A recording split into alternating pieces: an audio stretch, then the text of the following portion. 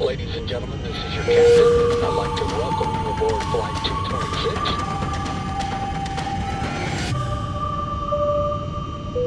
Enjoy your flight. Bonjour, bon matin ou bonsoir, je m'appelle Jean-Philippe Terrien, bienvenue au balado Voyage Tourisque. Aujourd'hui, je reçois la moitié du duo de Spark and Bloom. C'est une fille qui a probablement passé plus de temps dans un avion cette année que dans le trafic. Léa, bienvenue. Bienvenue, merci pour l'invitation. Belle introduction, tu m'as bien fait rire. Ben écoute, c'est ça, il faut pas se prendre trop au sérieux non plus. Là. On parle pas de chirurgie cardiaque, on parle de voyage. Là, pour avoir du fun, fait que oui, un petit peu de rigolade, c'est bien. Oui, c'est ça. Fait que oui, j'aime bien me promener, me balader tout autour du monde. C'est où la place où tu as eu le plus gros choc culturel? OK, t'as un petit peu, là, on va d'entrée de jeu de même. Là. Oh, moi, j'enlève le band-aid en oui, partant. non, là. mais j'aime ça, c'est correct. Je vais y aller franc jeu, puis justement, on commence avec ça. J'ai fait un tour du monde d'un an, il y a déjà quelques années, avec 2 jeunes enfants. Puis un des pays en début de voyage où est-ce qu'on est arrêté, c'était au Maroc. C'est même le pays où on a passé le plus de temps. À la fin, pas nécessairement parce que je l'aurais voulu ainsi, on a manqué notre vol d'avion, ça pourrait être une autre histoire pour plus tard, mais c'est l'endroit où j'ai eu le plus grand choc culturel, autant à cause de mon innocence à ce moment-là dans ma vie avec les voyages que j'avais faits, mais autant aussi parce que j'ai pu y voir, y découvrir que ce soit là, la violence faite aux femmes, aux enfants, aux animaux, que j'ai pu entrevoir pendant ce 36 jours-là où est-ce qu'on avait loué une voiture et fait le tour complet là, du Maroc. Là, fait que je suis pas juste restée là, comme dans les grands centres. Là, fait que c'est ce qui m'a le plus frappé, je pense, dans tous les voyages que j'ai faits jusqu'à aujourd'hui. Ouais. Parfait. Il y avait quand même des côtés positifs de ton voyage au Maroc ou c'est vraiment ça qui a teinté? Écoute, je me mords les doigts d'y retourner un jour parce que au niveau de leur paysage, ils ont vraiment des endroits que je n'ai pas revus dans le monde, que ce soit avec la culture, autant la ville Chefchaouen, la ville bleue, qui est vraiment spectaculaire, qu'ils ont les gorges de Dadaï, c'est comme plus loin dans le pays au Maroc, où est-ce que c'est comme des grandes montagnes, on dirait des doigts de singe qu'on appelle. Ils ont des canyons, tu sais, ils ont vraiment là, ils ont d'extrêmes beaux bords de mer où est-ce qu'on peut faire du surf. Vraiment, ils ont des beaux paysages, mais j'ai trouvé ça vraiment difficile, séjourner, habiter le pays. Je le dis vraiment humblement, là. Je ne considère pas que j'ai tout vu. Puis j'aimerais ça presque leur redonner une chance un jour, mais de ça, moi, j'avais fait un billet de blog, parce que je suis aussi blogueuse et créatrice de contenu, et ce billet de blog qui était « Pourquoi je n'ai pas aimé le Maroc », roule encore aujourd'hui extrêmement bien. Puis j'ai eu au-dessus de 100 commentaires et plus. Et autant il y a des gens qui sont extrêmement d'accord avec moi qu'autant il y en a qui ne le sont pas. Mais entre autres, j'avais eu le besoin à ce moment-là de l'écrire tout ça pour mettre ma brique dans l'océan des avis parce que je trouvais ça important. Moi, je ne l'avais pas lu avant de partir. Peut-être que je n'étais pas assez préparée, mais c'est ce qui fait que ce pays-là, ça a été un choc pour moi. Non, je peux comprendre. Mais tu parlais justement de faire du surf au Maroc et tout. La semaine dernière, je recevais Alexandre. Puis elle s'en va faire le mois prochain justement une retraite là-bas de surf. Que tu surf dans la mer, mais surf sur les dunes aussi. C'est quelque chose qui t'intéresserait, un genre de retraite comme ça? Oui, absolument. Là, même l'année passée, moi, je suis maman de 3 jeunes enfants et mon plus jeune a eu 4 ans l'année passée au moment où je suis repartie seule en sac à dos. Fait que j'ai pris mon sac à dos puis je suis partie. J'ai fait une genre de retraite de surf yoga par moi-même du côté du Nicaragua, mais absolument, là, c'est quelque chose que j'aimerais refaire d'une retraite en développement personnel, yoga puis surf. Ouais. Là, t'es maman. De 3 enfants, je suis père de 3 enfants. Fait que c'est sûr que anecdote de voyage avec des enfants, on en a plein. Mais ma question que j'ai, parce que là, tu parlais d'un voyage solo, qu'est-ce que tu préfères? Voyage solo, voyage en couple ou voyage en famille? Je pense que le voyage en famille restera pour moi une des plus grandes richesses que je peux faire et produire et reproduire avec ma famille parce que ça nous coud, ça s'est serré là, en nous, ça crée un lien qu'on revient, on le sent qu'on a vécu quelque chose, puis il n'y a rien dans notre quotidien qui peut arriver à créer ce genre d'émotion-là. Mais c'est sûr que là, du haut d'une maman de 3 enfants, mon plus vieux il y a 10 ans, ou est-ce que ça fait 10 ans que je suis dans la parentalité, c'est quelque chose que je veux recréer, là, de voyager seule, mais de le faire aussi avec une gang de filles, là, entre autres avec mon blog, là, Spark and Bloom. Ouais. Ben ça, nous, tu sais, nos enfants sont plus vieux. Fait que, tu sais, on aime ça, tu sais, faire les voyages en famille, c'est sûr et certain. On craint un peu notre prochain voyage parce qu'on se dit que ça va probablement être le dernier, les Mhm. 5 ensemble. Mais c'est ça. Ça va être les 5 ensemble pour notre 50e anniversaire. Fait que probablement, tu fait qu'on veut faire quelque chose, tu sais, quand même un petit peu plus grandiose là, pour cette occasion-là. Puis oui, tu sais, j'aime ça faire découvrir des pays aux enfants. Tu sais, moi, quand j'étais jeune, on allait à Old Orchard. Fait que, tu sais, je constate que mes enfants sont privilégiés de Mhm. pouvoir voyager. Mais en même temps, ça leur amène une ouverture que, comme tu dis, probablement, il n'y a pas grand-chose d'autre à part le voyage, je peux leur offrir, là. En Non, tout cas, c'est pas ça. quelque chose dans leur quotidien, là. Non, exactement, oui. Qu'est-ce que tu aimes le moins des voyages en famille? Justement, je disais qu'on est parti un an, on a fait un tour du monde complet, on a visité une quinzaine de pays avec 2 très jeunes enfants à ce moment-là, quand on est parti en voyage, mon plus jeune avait même pas encore 2 ans et mon plus vieux avait à peine 2 ans et demi. Fait que j'avais 2 enfants aux couches. Quand tu as de très jeunes enfants, vient ce genre d'obligation-là de traîner, entre autres, là, les doudous, les couches, les suces, faire plusieurs dodos dans une journée parce que, tu sais, c'est quand même quand ils ont environ là, 2 ou 3 ans, là, qu'on est capable de couper le deuxième de dos, fait que là, ils en ont juste un. Et je trouve que, tu sais, s'en tenir à cet agenda-là autour des enfants peut être lourd, mais en même temps, à mon niveau, j'ai su embrace ce moment, puis justement surfer sur le fait que, regarde, les enfants dorment, on l'a souvent fait, moi, mon chum, mais toi, vas-y, va te promener seul. Et inversement, moi, je vais aller me promener, je vais aller souper, je vais aller prendre une marche, je vais aller. Fait que ça nous permettait aussi de voir l'endroit où on était sans notre famille, donc de se créer des petits voyages dans le voyage. Ben oui, puis moi j'ai été une fois dans le sud, puis j'ai un TDAH, fait que tu sais, faire le bacon sur une plage, c'est Ouais. malheureusement pas pour moi. Mais c'est ça, tu sais, puis les enfants étaient jeunes, mais c'est ce que j'aimais. Moi et ma blonde, on s'alternait pour la sieste d'après-midi. Mhm.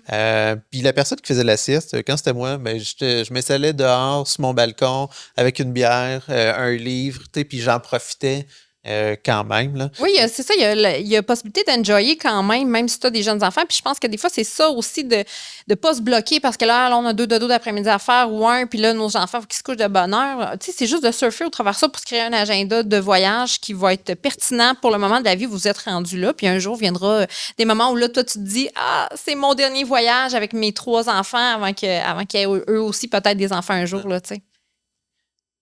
En avion, es-tu chanceuse avec tes connexions ou t'es comme moi, puis ça arrive souvent que t'en manques un?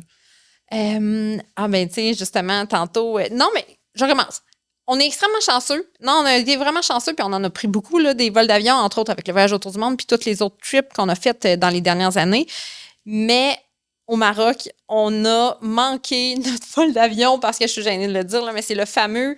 Notre vol d'avion était à minuit 30, exemple le 26 novembre. Et nous, on se préparait pour partir vers l'aéroport. Il était rendu le 26 novembre, 15 heures. Puis là, on s'est rendu compte que dans nos courriels, on avait reçu des drôles de courriels qui indiquaient, là, votre avion va décoller sous peu. On était comme, pourquoi l'avion décolle?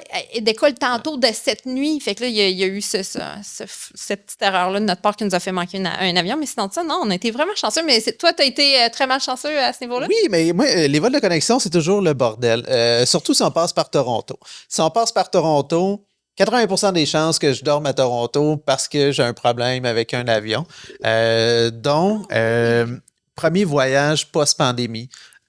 On est le 25 décembre, on part de Montréal, on s'en va à l'aéroport et c'est comme, tout va bien. Il y avait eu du verglas la veille, mais rien de catastrophique. Fait que là, on passe la sécurité, va porter nos bagages, le kit. Là, on attend à notre porte d'avion. Puis là, il y a un monsieur qui se lève, puis il est vraiment fâché. T'sais. Puis là, il est comme tabarnak, câlisse. Puis il s'en va. Je suis comme, voyons là, en regardant son téléphone.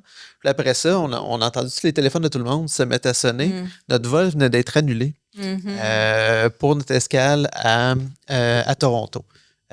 Puis après ça, je reçois un autre texto comme de quoi que le vol de Toronto on s'en allait au Costa Rica, à Liberia au Costa Rica, est annulé aussi. Mhm. Fait que là, mais tu sais, Là, j'ai 3 enfants qui pleurent parce que le vol est annulé. Là, il n'est même pas 6 heures le matin. Fait que là, j'ai réussi à parler au service à la clientèle d'Air Canada parce que je suis rentré dans le système à 5h58. Fait que j'ai réussi à parler comme à quelqu'un de façon instantanée là, pendant que tout le monde faisait le line-up Oui, pour le t'as été téléphone. très chanceux, ouais. Puis finalement, j'étais comme, OK, tu nous trouves quelque chose d'autre? Puis on revenait le 31 décembre. Il dit, OK, ben, je t'ai trouvé quelque chose, un départ le 29 décembre. J'étais comme, OK. Là, fait que je reviens une semaine plus tard. Il dit, non, non, tu gardes la même date de retour. Je suis comme, ben, laisse faire. Là. Ben oui, c'est ça. Fait que je partirai pas pour 2 jours. Fait que ça a été un gros bordel. Mais sinon, après ça, tes problèmes de porte-avions qui s'ouvent. OK, au niveau mécanique même, là. Oui, tes Ouais. sièges qui restent coincés. Fait que tu peux pas décoller parce que le siège peut pas se redresser. Fait que Fait que j'ai une bonne idée. À toute fois que tu vas pour partir en avion, informe-nous-en. On va s'arranger pour prendre le même avion que toi. ben, écoute, c'était le running gag au bureau. Le monde était comme, je veux vraiment pas être sur le même vol que toi. Là. Puis l'année d'après, on repart à Noël. Puis ça nous a pris 48 heures se rendre à Oh là là. Madrid. OK. Ah, Fait que, ouais, tu sais, un vol qui devrait en prendre 7. oui, oui. Ben là, ça nous a pris 2 jours, ça rend à Madrid. C'est atroce. Ouais. Ouais, non, c'est vraiment pas c'est exceptionnel. Fait que toi, je suis content de savoir Non, que. c'est ça, hein, vraiment, j'ai aucune passe là-dessus. Mais écoute, là, ce qui me n'est jamais arrivé de mes aventures, là, je me suis fait mordre par un chameau. Moi, j'ai fait un voyage en camping-car de 9 mois. On est descendu jusqu'au Mexique avec, là, cette fois-ci, 3 jeunes enfants. On avait peu de moyens, mais on avait un grand rêve qui était celui-là de faire le tour du Mexique en camping-car.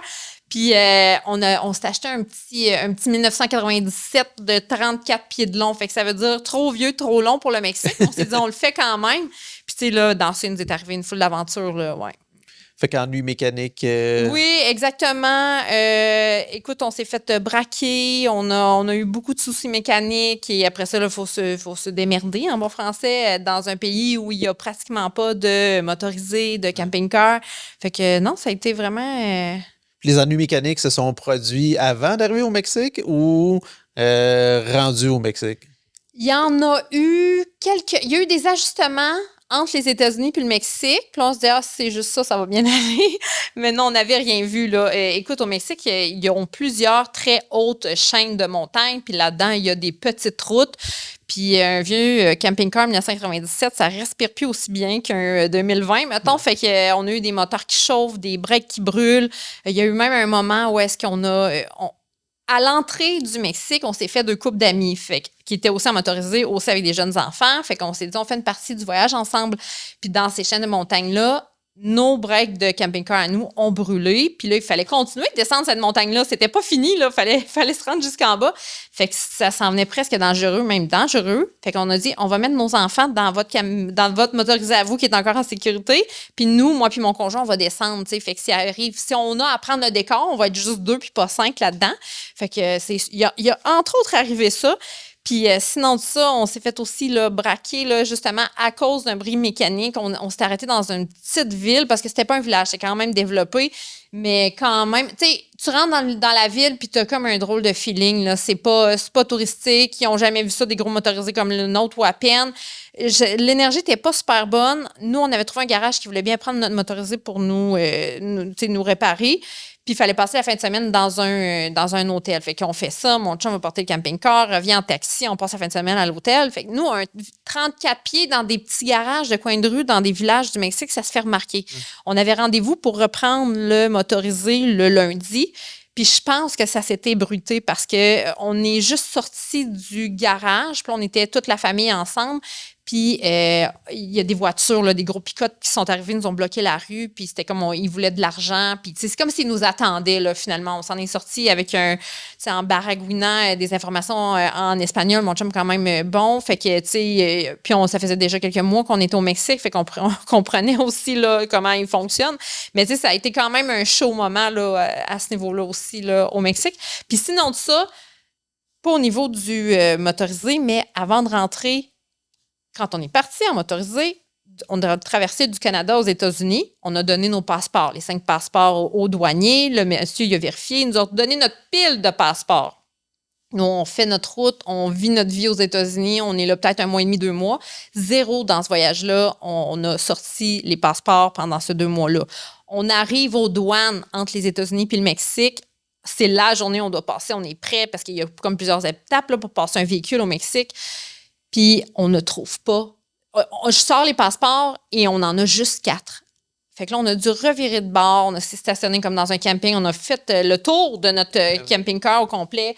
Genre, pendant 24 heures, on a viré tout sans dessus-dessous. On a repensé à qu'est-ce qu'on avait fait avec les passeports. Puis vraiment, aussitôt qu'on était sortis des douanes, je les avais cachés dans l'endroit où il fallait les cacher parce que justement, encore là, il y a beaucoup de monde qui se font des bronzes au Mexique. Fait qu'on voulait pas se faire voler nos passeports. Fait que, il n'y avait pas moyen que les enfants aient joué avec ces documents-là ou quoi que ce soit.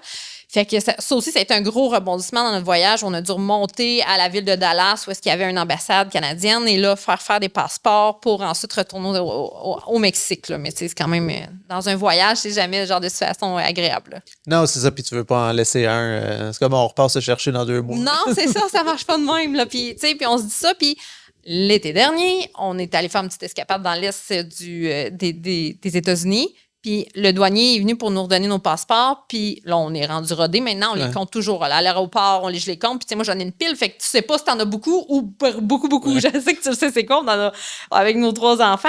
Puis on en a encore juste eu 4. Puis là, mais on est encore stationné. Fait que là, je dis à mon conjoint, on a juste 4 passeports. Fait que là, il s'est retourné de bord. Il nous a dit, on a juste 4. Il y a eu le 5e. Puis le monsieur, comme de fait, il l'avait laissé dans sa machine à scanner. Fait que avis à tous, je pense que c'est quelque chose qui arrive plus souvent qu'on le pense puis qui est très peu communiqué, surtout quand vous êtes une gang. Là, quand vous êtes 2, ça paraît s'il en manque un. Mais quand on est en voyage en famille, de revérifier le nombre de passeports que vous avez là, avant de partir, là, que ce soit aux douanes, à l'aéroport ou encore sur les routes comme on fait nous. Là. Ben, c'est beau, tu viens d'augmenter mon niveau d'anxiété pour le prochain voyage. Mais maintenant, en plus, tu connais cette information-là. Fait que tu peux pas dire « Ah, je suis niaiseux de ça et je... » Mais ça fait penser, premier voyage que j'ai fait avec ma fille, fait que il y a quand même, ça va faire 20 ans. Puis à l'époque, comme maintenant, tu peux prendre le billet pour asseoir ton enfant sur toi dans l'avion. Ça, c'est la meilleure période pour voyager. Oui. Mais à l'époque, pour les enfants, ils imprimaient encore des billets. Billets pour... j'avais ça pour ma fille. Puis nous, on avait des billets électroniques, là, comme on a présentement.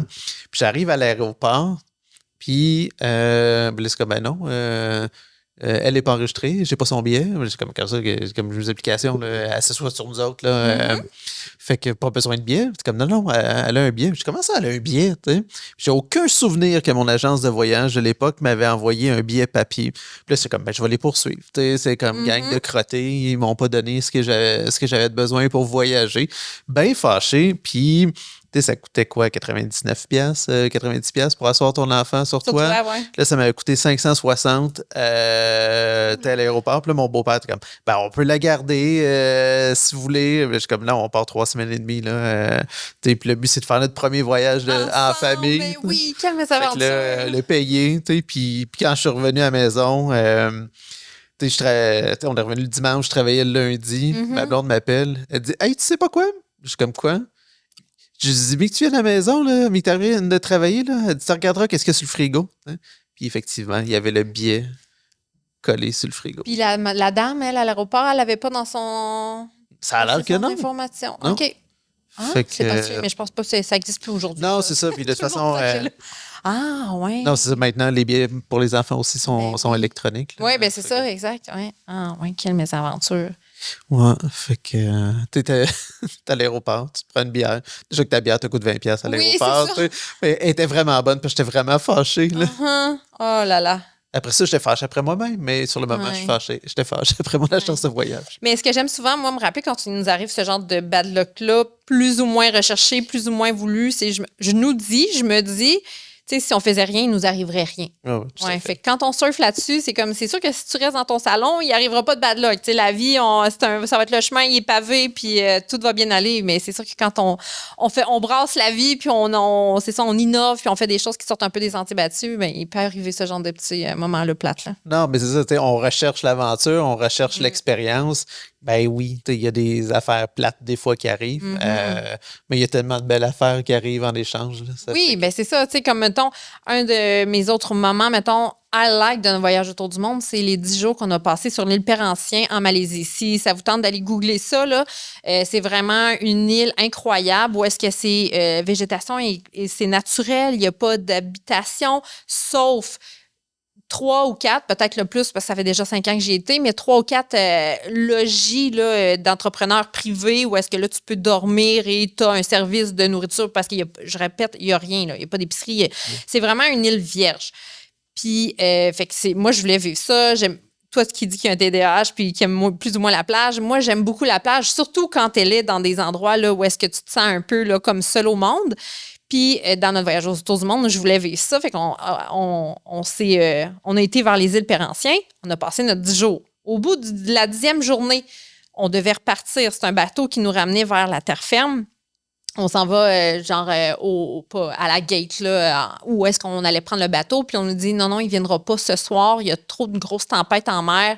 Il va falloir que vous restiez ici. Puis on était comme, OK, parfait. Mais nous, on était en tour du monde, on se souvient. Là, on avait comme un voyage, un vol d'avion à reprendre en sortant de l'île.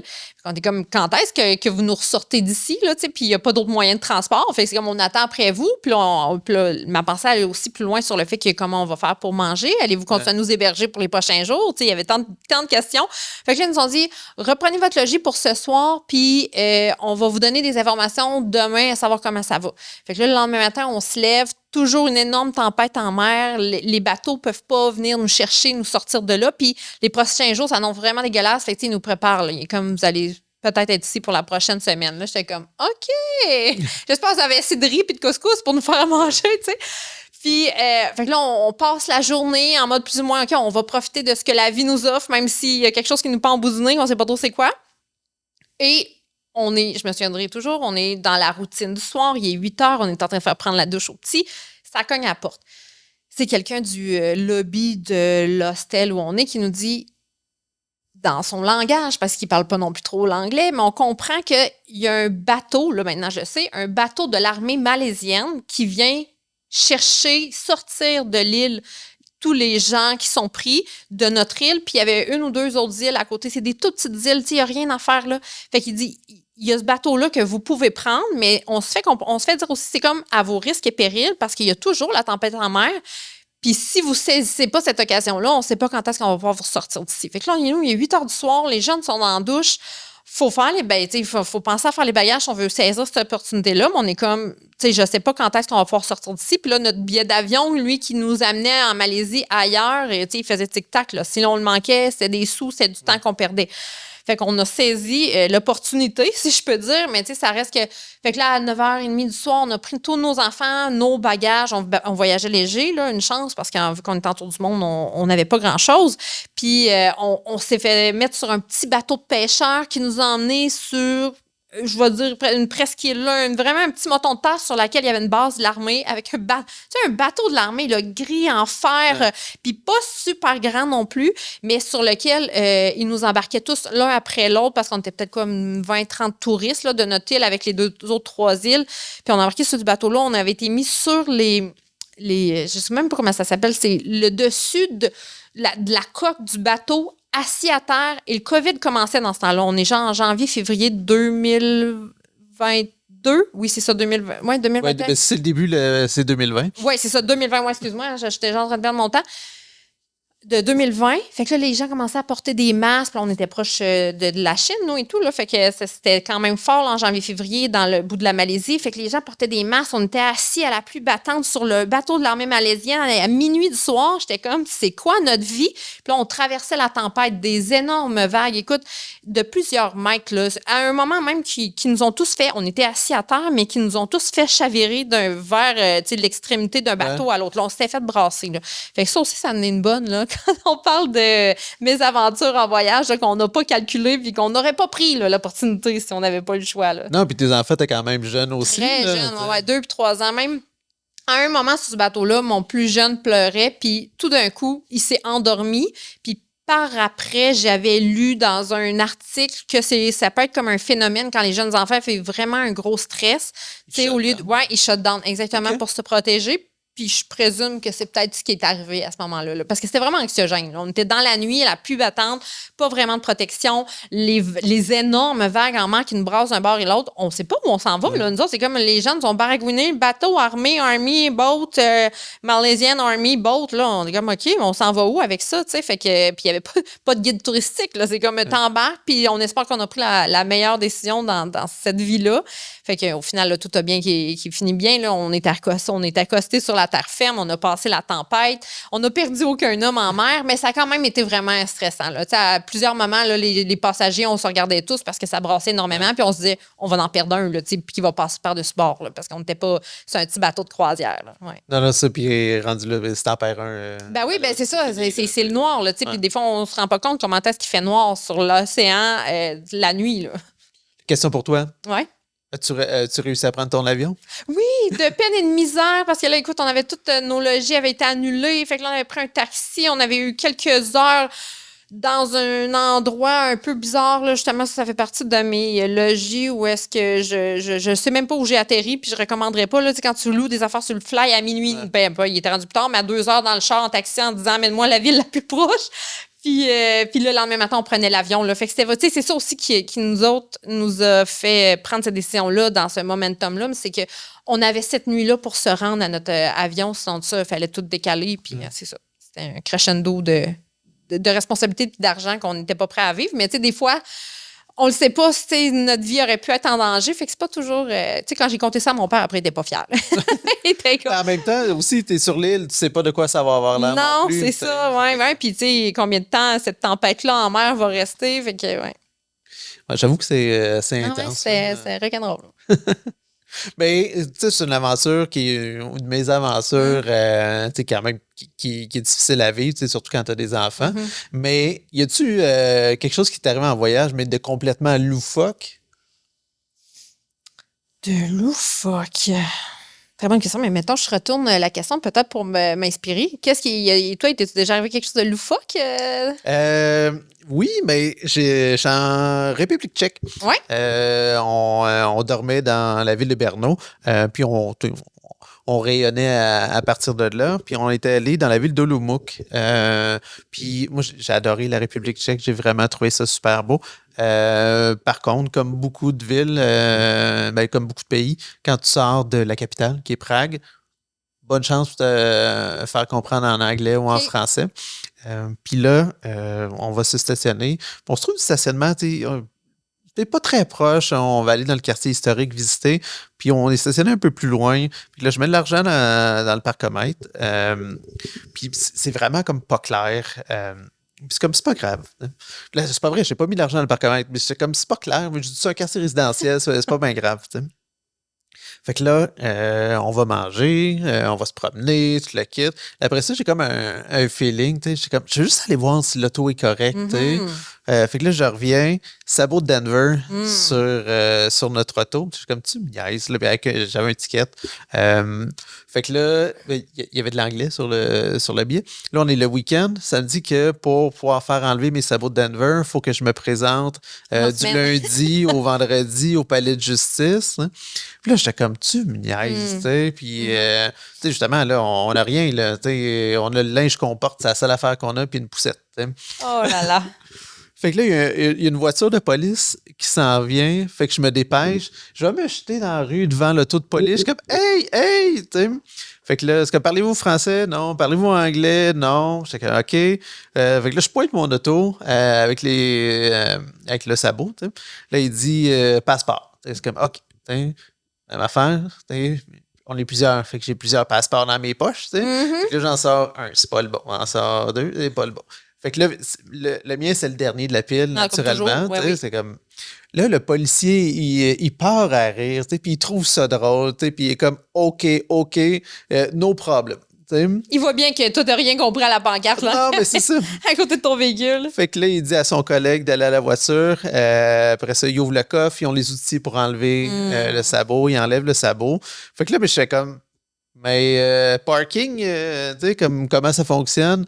Et puis là, il me montre le chemin sur la carte. Écoute, j'avais 1,5 km à marcher pour aller mettre de l'argent dans le parcomètre. Oh mon Dieu, OK. J'étais comme, c'est à quel moment est-ce que j'aurais pu, en tant que touriste, oui, savoir c'est ça? tu sais? exact. Oui, à part si tu viens d'ici, là. Ouais. Mais non, fait que c'est ça, je me suis fait un ami policier. Ben, j'en ai une comme ça, à peu près toujours dans notre voyage en camping-car avec ma vieille bête, un 34 pieds. On est dans un petit village-ville vraiment bucolique, cette fois-ci du Mexique. C'est agréable. C'est une journée de touristes. Là. Tu sais, on va marcher dans la ville, voir l'architecture et tout, avec notre motorisé trop gros pour les rues de là-bas. Fait que là, de peine et de misère, on essaie de se trouver un endroit où est-ce qu'on peut se stationner avec cette belle grosse bête-là. On trouve quelque chose qui semble opportun pour nous. On se stationne. Et on revient quelques heures plus tard, plus de plaques.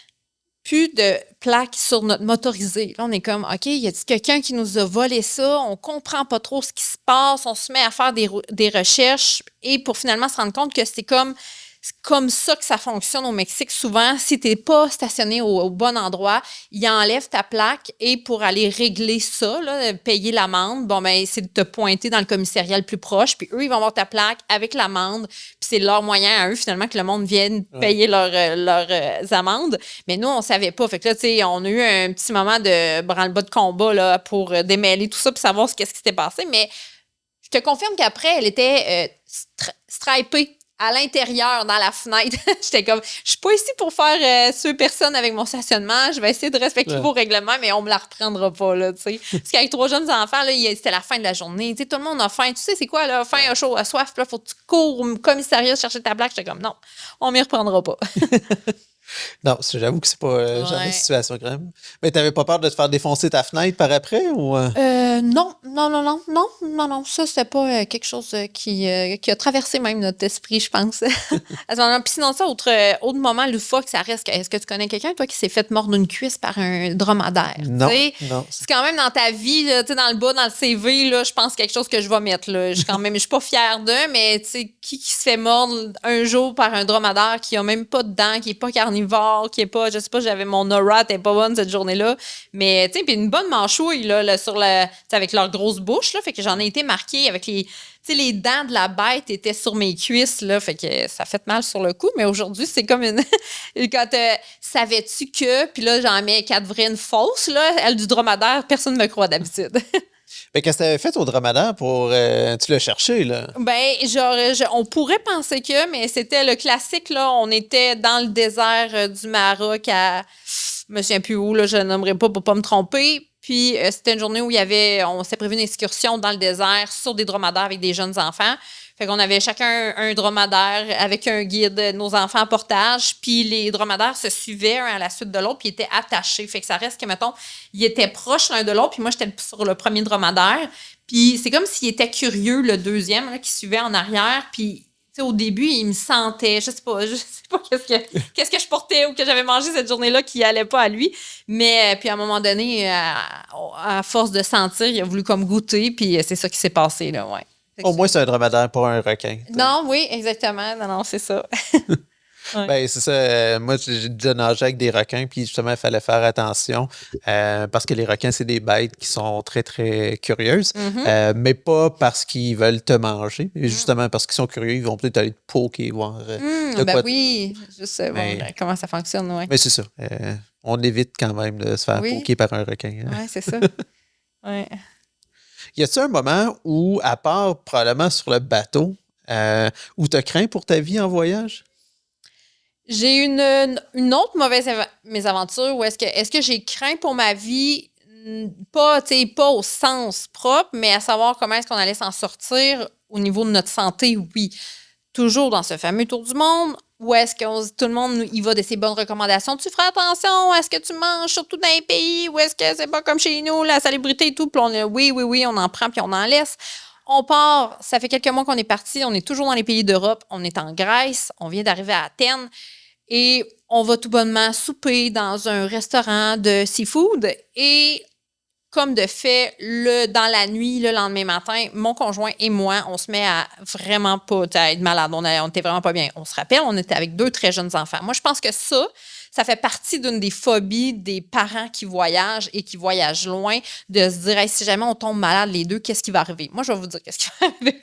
C'est qu'on a été malade pendant 4 jours. Nous, avec nous, on avait quand même une bonne trousse de médicaments pour se sauver d'eux, mais on avait, selon les recommandations des pharmaciennes qu'on avait rencontrées à ce moment-là, qui nous avaient dit, les fameux médicaments là, anti-diarrhée, anti-vomissement, prenez-les pas parce qu'il faut que la bibite sorte. Fait que là, moi puis mon conjoint, avec cette mentalité-là, on était comme, faut qu'on survive sans pour que ça sorte, puis qu'après ça, on se sente bien. Fait que nous, pendant 4 jours, là, puis pas une façon de parler. Là. Pendant 4 jours, on a été des morts-vivants qui se couchaient et qu'à tour de rôle, puis pas vraiment chronométré, là, on allait ouvrir des yogourts, ramasser les papiers de bord-tente vides, faire les changements de couches parce qu'on savait qu'on avait on se rappelle que j'avais de très jeunes enfants, remettre l'iPad ses batteries, confirmer qu'il y avait un comique, remettre de l'eau dans le gourde d'eau, puis on repartait vomir, chier et dormir notre vie.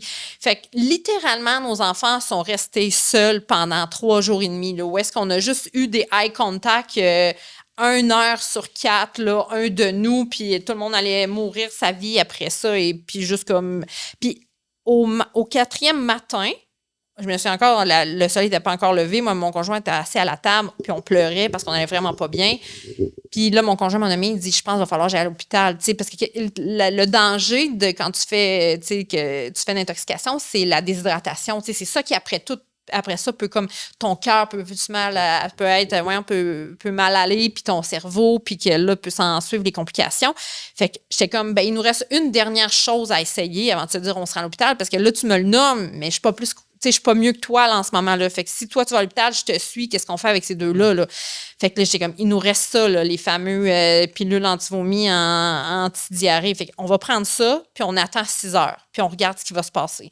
Puis à ce moment-là, on s'est mis à remonter la pente. Fait que, tu sais, pour moi, ça a été vraiment un grand apprentissage de voyage, de dire, parce que surtout comme dans des pays où, justement, puis on aime ça, là, vivre l'aventure, être loin des grands centres, des hôpitaux et tout, moi, c'est une des choses que je vais faire à l'avenir, là, de dire de prendre ça, ces médicaments-là qui permettent de garder ton énergie en dedans de toi, puis juste comme de face it un peu mieux que ce qui est arrivé, là, surtout avec des jeunes enfants. Là. Fait que ça, c'est un moment où on allait, si on avait pris nos signes vitaux, là, probablement on saturait pas, là, notre cœur, notre oxygène, on allait vraiment pas bien. Là. Fait que c'est ça, c'est un des moments où on a eu le plus peur là, dans nos voyages. Non, je peux comprendre. As-tu déjà vécu, expérimenté un système de santé à l'extérieur du Canada? À l'extérieur du Canada, oui. Maroc, toujours. J'ai un bébé de pas tout à fait 2 ans, qui a des petits bras mous. On est un soir, je joue sur le lit avec lui. Je fais faire comme l'avion. Puis à un moment, je fais un drôle de move, puis j'ai disloque le bras. Fait qu'on a dû se rendre... Je ris, mais c'était pas drôle. On a dû se rendre à l'hôpital, prendre des radiographies. Puis là, j'avais lu sur Internet qu'est-ce qui se passait. Parce que... Je supposais que c'était disloqué le bras, mais c'était le poignet ici. Finalement, je pensais que c'était au coude, mais c'était au poignet. Puis, il y a comme une petite manipulation. Elle a comme remis tout ça en place. Mais oui, c'est un moment... on a visité un hôpital au Maroc. Là. Toi, y est-tu déjà arrivé ce genre d'affaire? Oui. Ma conjointe est allergique aux crustacés. Oui. Fait que la fois à Cuba... justement, on y avait été durant le temps des fêtes. Oui, le tout inclus, là. Oui, c'est tout inclus. Fait que, réveillon de Noël, puis c'était du crabe, du homard. Fait que là, nous, on se prend une table à part, justement, pour être sûr de régler les... contamination croisée, mais c'est ça. Puis finalement, même si on a fait attention, durant la nuit, elle a commencé à pas se sentir bien et tout. Et après ça, ça empirait. Puis là, elle était comme, chérie, je vais vraiment pas bien. Moi, je dormais. Là, oui, tu ne te rendais pas compte de rien, tu sais. Fait que finalement, là, on va voir la réception. Fait que la réception, le médecin, il peut venir, mais pas avant demain matin.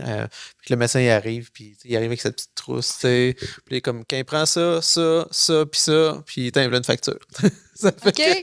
Fait que ça a été. Mais sinon, on a vécu système en Islande.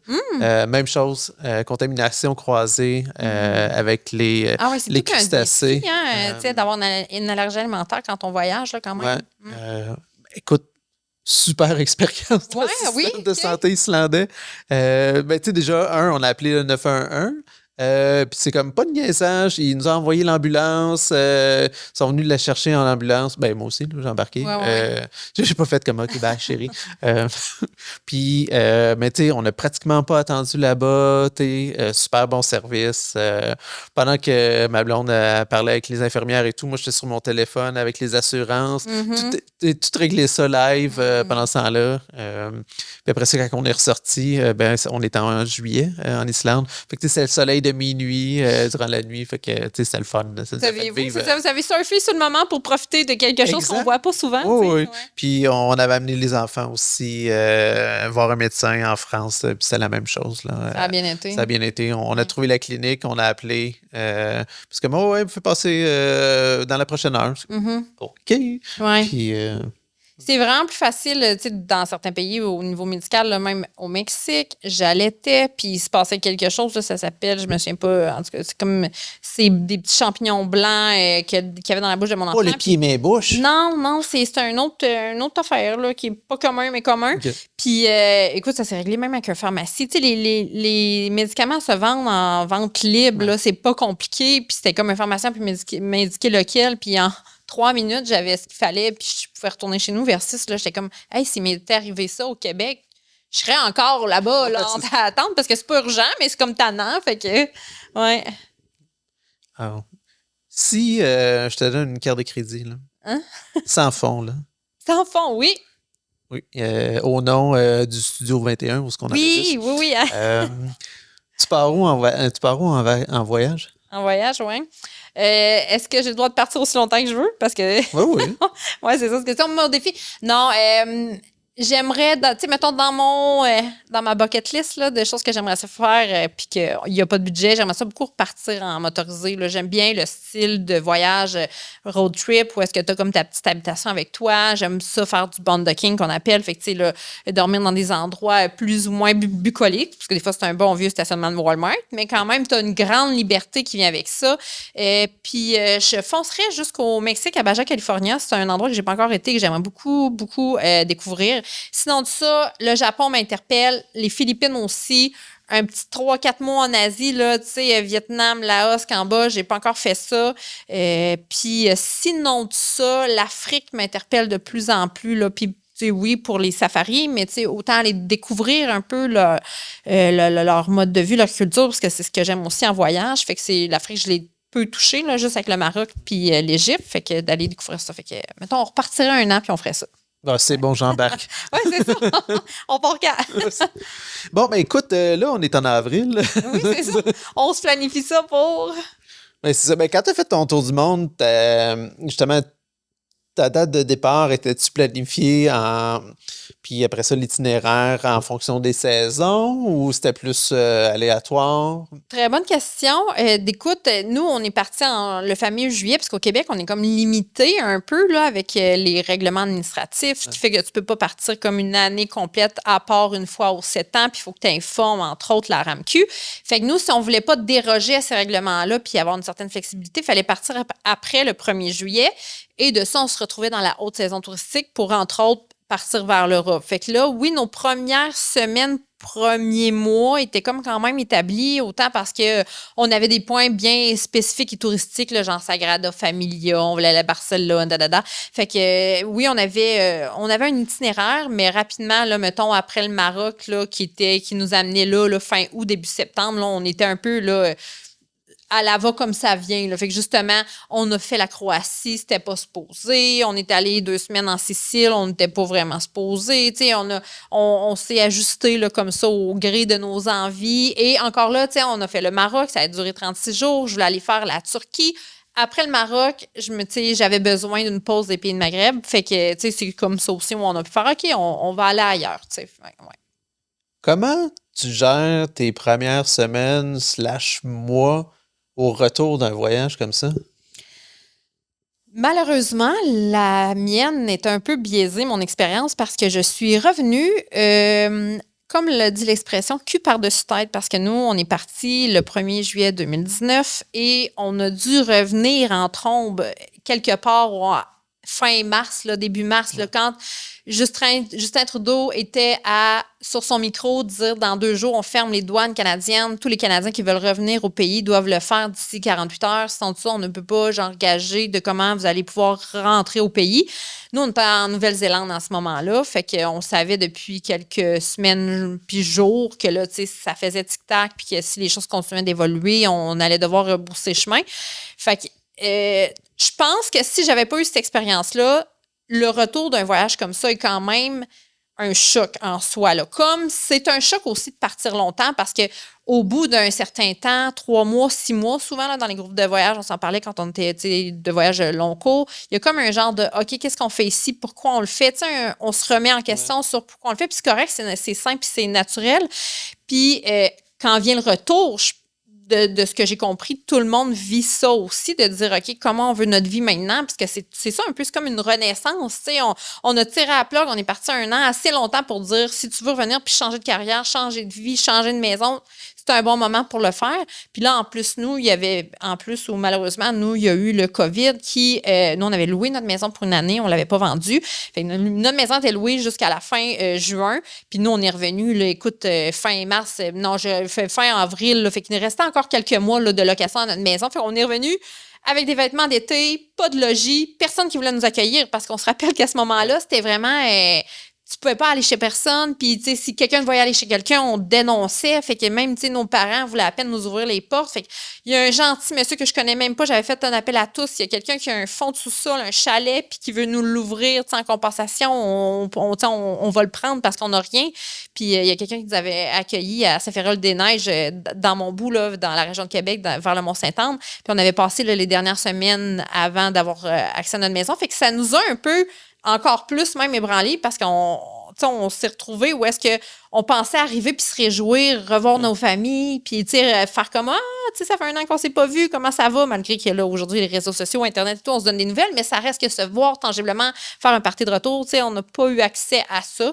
Mais puis après ça, écoute, ça reste que ça forge des personnalités. Là, je pense on est des drôles de bébites, moi et mon conjoint, là, avec ce qu'on a vécu. On comprend des choses, comment ça se passe dans le monde. On a des fois un regard comme plus loin sur ce qui se passe au Québec et au Canada, où est-ce qu'on on pense qu'on a tout vu en tant que Canadien et en tant que Québécois, mais on est un petit peuple dans un grand monde. Là. Ouais. Est-ce que c'est quelque chose que tu planifies éventuellement, refaire, partir 1 an ou partir plus de 6 mois? Moi, j'aimerais beaucoup ça. Mais dans la famille où je suis, justement, on est 2 là-dedans. Fait que lui, il est dans un moment de sa vie où, comme il en a assez vécu des longs voyages, fait que il est comme plus prêt à dire on part, on revient. Mais moi, ça m'empêche pas de faire certains plans de mon côté pour le futur. Ben oui, c'est ça. Puis de toute façon, tu as le temps de le convaitre d'ici ce temps-là. Exactement, oui, c'est ça. Faut juste un hiver trop long, puis peut-être qu'on va pouvoir y arriver. Là. Ben, écoute, cette année, t'es quand même pas pire. Justement. Puis sinon, ce serait quoi ta destination de rêve? Là, tantôt, tu te parlais de la carte de crédit, puis là, tu parlais d'un road trip. Oui. Tu sais, une destination en particulier? Oui. Polynésie française m'a toujours énormément intéressée. Puis là, c'est loin, puis c'est quand même chérant, mais si un jour la carte de crédit peut le permettre, là, mais ça reste que je paye mes voyages, là, sauf que j'irai en Polynésie française. Ouais. Fait que là, est-ce que tu taperais la maison sur pilotis, Oui, puis c'est leur nature, là. Moi, j'aime beaucoup l'océan, j'aime beaucoup la mer. Fait que, faire du snorkeling, faire de la plongée sous-marine, kayak. J'aime beaucoup le surf, là. Je sais pas nécessairement là où il y a les plus grandes vagues, là, mais body surf, au limite, là, l'environnement marin m'interpelle beaucoup. Mais je te repose la question, toi, ça serait où? C'est sûr, les Maldives, ça m'intéresse beaucoup aussi. Mais j'aime la plage. Tu sais, tantôt, tu disais, t'aimes pas la plage. Non, j'aime la plage. C'est juste que je peux pas être trop longtemps assis sur une plage. Tu sais, faut que je bouge. Ça fait que, justement, si je peux faire la plongée, si je peux faire du kayak, du paddleboard, n'importe quoi. Si je peux aller faire une randonnée le matin, puis aller faire la plage l'après-midi.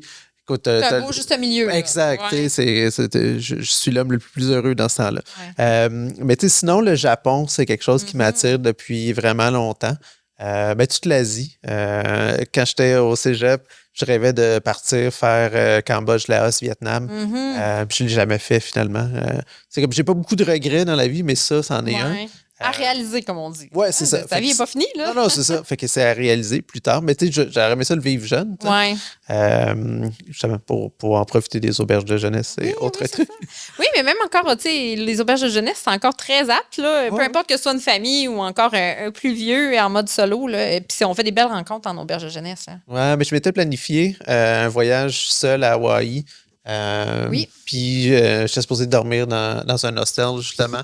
Puis finalement, ben, c'était la pandémie. Ça fait que j'ai annulé le projet de voyage. Oui. C'est une coupe à avoir des projets de voyage mis à l'eau, Ouais. mieux encore à cause de cette. Oui, non, écoute, je me suis acheté un vélo de spinning à la place.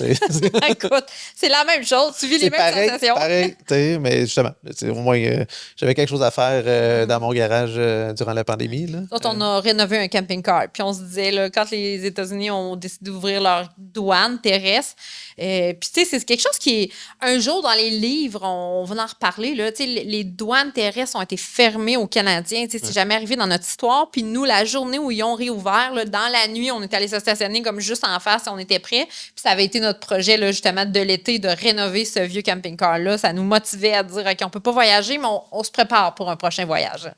Sinon, c'est quoi ton prochain voyage? Moi, j'ai un motorisé, maintenant plus jeune et plus petit, un peu, là, un beau 24 pieds, parfait pour une famille. Fait que je prévois faire beaucoup de routes, visiter le Québec, les Maritimes, peut-être un peu aussi, tu sais, l'Ouest, l'Ontario et tout, peut-être un petit peu des États-Unis. Et sinon de ça, j'aimerais beaucoup là, Guatemala ou aller explorer un peu plus d'Amérique centrale, Amérique du Sud. Genre, j'ai pas beaucoup touché non plus à ces pays-là, puis tu sais, ça reste quand même accessible. Les décalages horaires, c'est pas tant pire. Fait que je pense que ça va être vers là mes prochaines années. Là, ouais. Toi? Ben nous, c'est peut-être le Japon. Ben, je dis ça, mais en même temps, on est en train de se dire qu'à 5, ça va coûter trop cher. Là. Fait que on va peut-être le reporter. À 2? Mais ça, ou quand ils vont pouvoir cotiser au billet d'avion. Sinon, peut-être retourner en Italie. On aimerait ça aller faire les Dolomites. On l'a jamais fait. Je suis attiré beaucoup par le sud de l'Italie aussi. Fait que j'aimerais ça aller faire la région de Calabre. Ma conjointe, sa famille vient de là. Sa famille, 5e génération, là, mais quand même. Fait que j'aimerais ça aller visiter le sud. Sinon, l'Irlande. Moi, je suis 3e génération irlandaise. Fait que j'aimerais ça aller visiter l'Irlande. Fait que on hésite, tu sais. Ben oui, c'est ça. C'est jamais défini. Là. Non, on change d'idée aux 15 minutes. Là. Tu vois un documentaire à la télévision, t'es comme, je vais aller là la prochaine fois. Là, oui, ça se peut qu'on aille en Autriche. Oui, sais pas. Exactement. Mais il y a tellement de belles choses à voir dans la vie. Là. Puis, on n'a pas parlé beaucoup, là, mais encore là, les randonnées aussi, là, ça fait partie de ce qu'on j'aime faire puis ce qu'on aime faire en voyage. Puis ça nous permet tellement de découvrir des pays d'un autre sens que de juste bourlinguer les grandes villes puis être dans les sentiers bien battus. Là. Puis en Europe, entre autres, c'est un beau terrain de jeu pour ça. Là. Ben, nous, c'est ça. On privilégie habituellement quand on va dans un pays quelques jours dans la capitale, juste pour.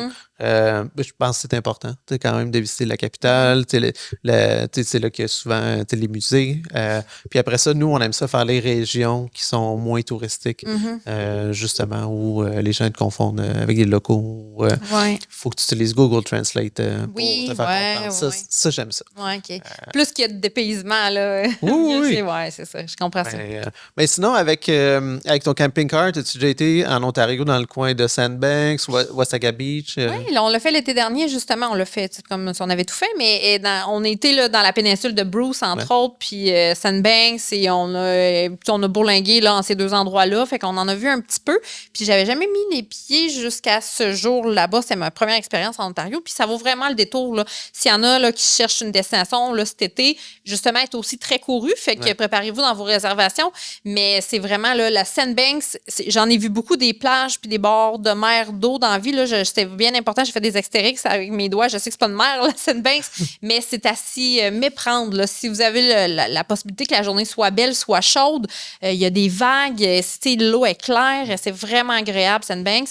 Péninsule de Bruce, même affaire, sauf qu'il faut se prendre d'avance. Ouais. Puis nous, on avait aimé ça aussi parce que à l'époque, on avait un chien. Ben, là, on en a 2, mais là, on en avait juste un à l'époque. Puis les parcs, la CEPAC, ici, c'était pas encore ouvert aux chiens. Fait qu'on avait été en Ontario parce que justement, Sont plus ouverts là-dessus. tous les parcs nationaux ontariens, tu peux y aller avec ton chien. Sandbanks, tu as des plages où tu peux aller avec ton chien aussi. Wasaga Beach aussi. Fait que tu sais, c'est le fun de pouvoir profiter avec la famille puis d'amener le 6e membre c'est de ça. la famille. C'est juste, par contre, après ça, on s'entend, ils se baignent dans un lac, là, il pue, là, mais ça, c'est une autre histoire. Oui, c'est ça. Oh. Ben Léa, je te remercie beaucoup. Ça a vraiment été une super belle rencontre. Je te remercie d'être venue à Montréal parce que, comme tu disais, Oui, c'est de la région de Québec. oui. Puis, être pogné à Saint-Féréol, c'est quand même pire endroit que, tu sais, on s'entend, c'est beau là, comme région. Ben oui, non, oui, vue sur le Mont-Saint-Anne, c'est agréable. Là, je suis de retour dans ma petite maison, puis c'est bien correct comme ça. Ouais. Ben, merci beaucoup et bon retour à Québec. Et, Ben, ça fait plaisir. Bon prochain voyage. Merci, puis n'hésitez pas, s'il y en a qui veulent nous suivre, me suivre dans nos aventures, là, je partage tout ça là, sur nos réseaux sociaux, là, Sparks and Bloom et le blog. J'ai aussi une chaîne YouTube et j'offre aussi certains produits numériques là, en ligne comme mon nouveau e-book là, qui je montre comment voyager gratuitement ou presque. Ça sera peut-être un autre sujet, j'ai beaucoup de choses à dire là-dessus. Ouais. Puis en fait, c'est ça. Moi, je vous donne pas beaucoup d'astuces et tout parce que moi, je vais avoir Ouais, c'est ça, j'invite les gens à nous en parler. Et Léa, suivez-la sur son compte, le Spark and Bloom. Là, elle est remplie, mais remplie de trucs et astuces. Donc, ça vaut la peine de la suivre. Parfait, merci. At an altitude of 35,000 feet.